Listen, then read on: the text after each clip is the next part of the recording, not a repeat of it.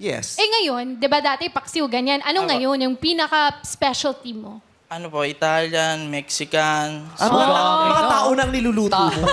Italian at saka Mexican.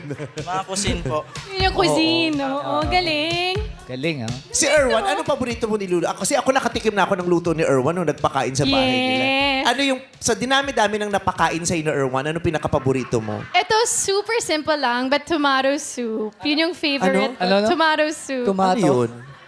Tomato soup? Oo, kamatis. Tomato soup? Napaka-arte Tomato. pagkakasa ng tumaro. Yung tumaro soup. soup. Kala mo 5,000 per kilo yung kamatis nila kung tumaro soup. Tomato Paano soup. ko kakante? Tomato. Tomorrow yun. Tomorrow soup. Pero ang sarap Para ang talaga. mahal-mahal ng kamatis niyo, girl. Social, eh, no? 5,000 per kilo. Yes. Tomorrow soup. Tomato soup with grilled cheese sandwich. Talagang, winner siya. Ewan kung ano nilalagay niya na hinahalo niya sa tomato.